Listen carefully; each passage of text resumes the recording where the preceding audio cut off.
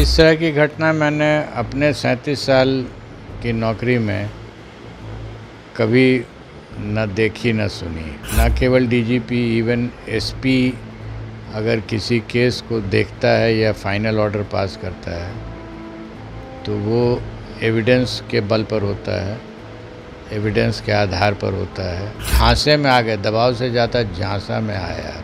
Speed of action बहुत slow है, तो लोगों को लगता है कि अच्छा चलो पकड़े गए हैं, कुछ दिन आराम कर लेंगे, उसके बाद फिर निकल के बाहर आ जाएंगे। नमस्कार, आप देख रहे हैं द बिहार टॉप। मैं हूं आदेशपुरी। बिहार पुलिस में अभी बड़ी ही विचित्र घटनाएं घट रही हैं। आपने सुना होगा कि आदित्य कुमार जो पूर्व एसएसपी गया थे, उनका मामला, और सबसे बड़ा उसमें एक प्रश्न है कि बिहार के डीजीपी आखिर 1 महीने से ज़्यादा, इसे हम ठेठ भाषा में यूज करें तो बेवकूफ़ कैसे बनते रहें कि 40 से 50 बार कोई व्यक्ति जो कि chief justice Patna high court नहीं है, एक फ्रॉड है, उसकी बातों में आते रहें। एक वरीय अधिकारी पर जो संगीन आरोप लगे थे, उससे संबंधित एफआईआर को उन्होंने सॉर्ट आउट कर दिया, ख़त्म कर दिया। और फिर से जो बिहार में जो बड़े अफसर हैं, चाहे पूर्णिया का ही घटना हो, वहाँ के एसपी साहब के यहाँ रेड हो, ये सब ऐसी घटनाएं हैं जो बिहार पुलिस को शर्मसार करती है, और ऐसी घटना पहले कभी नहीं हुई है। हमारे साथ हैं पूर्व डीजीपी अभयानंद जी, इनसे हम बात करेंगे। सर, क्या कभी ऐसा हुआ है? हम आपसे जानना चाहते हैं कि आप एसपी से लेकर एएसपी से लेकर डीजीपी तक रहे, आपको कोई हाई कोर्ट के जज फ़ोन किए हों, चीफ जस्टिस फ़ोन किए हों, और कोई काम के लिए लगातार आप पर दबाव बनाते रहे हों? इस तरह की घटना मैंने अपने 37 साल की नौकरी में कभी न देखी न सुनी। मैं यही जानता हूँ कि न केवल डीजीपी, इवन एसपी अगर किसी केस को देखता है या फाइनल ऑर्डर पास करता है तो वो एविडेंस के बल पर होता है, एविडेंस के आधार पर होता है। एक प्रक्रिया पुलिस विभाग में बनी हुई है। एफआईआर अगर होगा, विशेष प्रतिवेदित कांड होगा तो SR1 रिपोर्ट 1 बोलते हैं, report 2 supervision note and PRs and other reports, तो फाइनली तब एक निर्णय होता है। आइडिया ये है कि पूरा इन्वेस्टिगेशन हो जाए, तथ्य जितना आना है वो सब आ जाए, उस पर विवेचना हो जाए साक्ष्यों की, और तब एक फाइनल ऑर्डर पास होता है। इवन डीजीपी किसी मामले में, किसी केस में फाइनल ऑर्डर पास कर रहा हो, ये भी ऐसा नहीं कि उसको शक्ति नहीं है, लेकिन ये बिरला होता है। बिरला मतलब 1 in maybe 10,000 केसेस। तो किस परिस्थिति में हुआ, क्यों हुआ, ये तो चूँकि मैं जानकारी नहीं रखता हूँ क्या हो रहा है, लेकिन प्रक्रिया के अनुसार जो बातें हैं वो थोड़ा विस्मय वाली प्रकृति है। सर, एक चीज़ मैं आपसे जानना चाहता हूं। सर, आप डीजीपी कोई भी बनता है तो कम से कम 35 साल सेवा दे चुका रहता है। क्या ऐसा हो सकता है कि उसको कोई व्यक्ति 1 महीने तक, फ्रॉड व्यक्ति, इस तरह कहते रहे, दबाव डालते रहे, उनके दबाव में आकर वो उस पर मामला जो है वो ख़त्म कर दें, उनकी पोस्टिंग के लिए सिफारिश करने लगे? क्या यहाँ पर कहा जाए तो क्या लगता है सर, ये बात आपको जच रहा है? सर, ऐसा हो सकता है? स्वाभाविक है? स्वाभाविक तो बिल्कुल नहीं है। और जो हमने अभी कहा आपको कि इस तरह की घटना न मैंने देखी थी न सुनी थी, लेकिन जो मुख्य बात है वो ये कि दबाव चाहे जैसा भी हो, आप दबाव में और झांसे में आ गए, दबाव से ज़्यादा झांसा में आया, वो भी एक बात हो सकती है। लेकिन जब वो एक ऑर्डर पास करेगा किसी क्रिमिनल मैटर में, केस में, वो एक SR केस है, उसमें अगर ऑर्डर पास करेगा, वो ऑर्डर निहायत रूप से विधि सम्मत होना चाहिए, प्रक्रिया फॉलोड होना चाहिए, और निहायत रूप से विधि सम्मत ऑर्डर होना चाहिए, क्योंकि उस ऑर्डर के आधार पर एक फ़ाइनल फॉर्म कोर्ट में सबमिट होना है। और कोर्ट अगर उससे डिसएग्री कर जाएगा तो जवाब आयु थोड़ा ही देगा, तो फिर जवाब तो डीजीपी को देना पड़ेगा। क्योंकि उसी के आदेश का अनुपालन हो रहा है। सर ये जो आरोप लगे हैं आदित्य कुमार पर, सर क्या इसका सर फाइनल कंक्लूजन क्या हो सकता है और सरकार को क्या करना चाहिए? आप रहते तो क्या करते सर? क्योंकि राइटली और रॉन्गली फाइनल रिपोर्ट सबमिट हो चुका है, जो मेरी जानकारी है, तो ये इशू जो ट्राइंग कोर्ट है जिसके पास ये रिपोर्ट गया है, उसको एक्सेप्ट या रिजेक्ट करना है। तो सरकार को अपने पीपी को इंस्ट्रक्ट करना होगा कि इसको आप देख लीजिए, अगर स्टेट समझता है कि ये ऑर्डर विधि सम्मत नहीं है तो अपने पीपी को सरकार इंस्ट्रक्ट कर सकती है कि आप इसको कोर्ट में प्रोटेस्ट कीजिए और कहिए कि स्टेट इससे एग्री नहीं कर रहा है एंड देयरफॉर कॉग्निजेंस लीजिए इसमें। अगर कोर्ट कॉग्निजेंस ले लेता है तो मामला फिर चार्जशीट की तरह हो जाएगा और गाड़ी बढ़ जाएगी आगे। उसके बाद जो प्रशासनिक कार्रवाई करनी है वो की जा सकती है।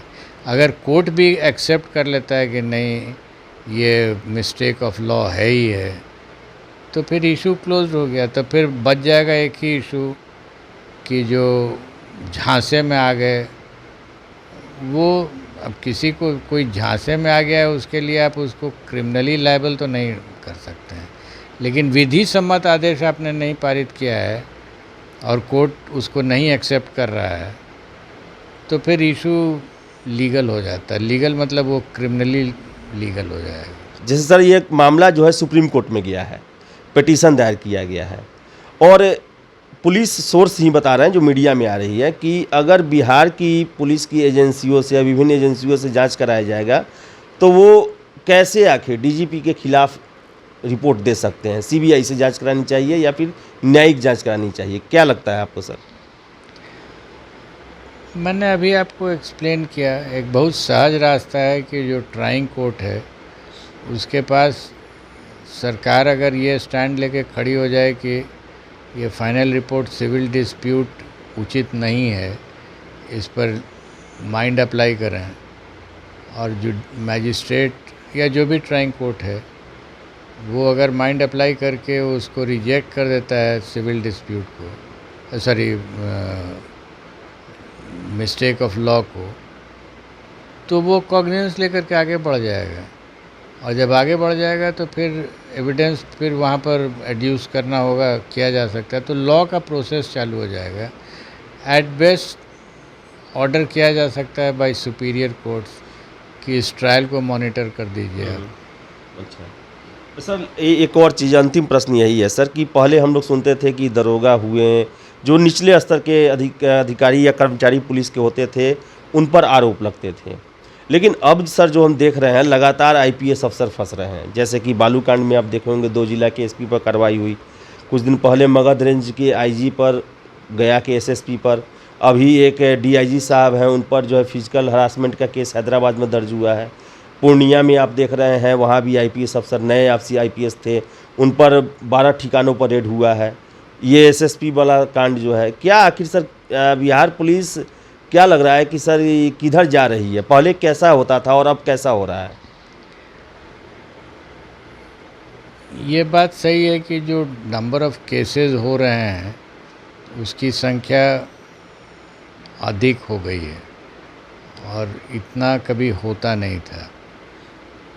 एक विवेचना ऐसे हो सकती है कि जो पकड़े गए लोग वो सिर्फ पकड़े ही गए, उन पर एक फाइनल एक्शन जो होना चाहिए वो नहीं हुआ है। स्पीड ऑफ एक्शन बहुत स्लो है, तो लोगों को लगता है कि अच्छा चलो पकड़े गए हैं, कुछ दिन आराम कर लेंगे, उसके बाद फिर निकल के बाहर आ जाएंगे, डिसमिस नहीं होंगे, 1 साल 2 साल इधर उधर थोड़ा हाइबरनेशन में रहेंगे और निकल जाएंगे। फिर यही अगर कार्रवाई द्रुत गति से हो जाती और कठोरतम होती, मतलब 2 महीने में जो करना था करके और निवृत्त हो जाते, तो फिर एक्शन, इतना भय व्याप्त होता कि पदाधिकारी लोग फिर गलत काम करने से भागते हैं।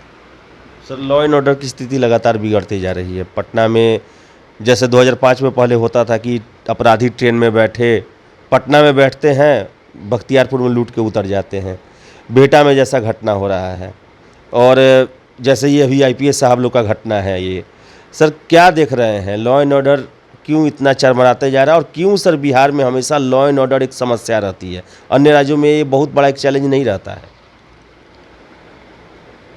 अभी जिस प्रश्न का उत्तर हमने दिया था, जो कॉन्सेप्ट स्पीडी ट्रायल में हमने सोचा था और क्रियान्वित किया, उसका भी कॉन्सेप्ट वही था कि सज़ा अगर आप तुरंत करा सकते हैं, मात्र उद्भेदन से काम नहीं चलता है, क्योंकि उद्भेदन होता है और बेल होता है।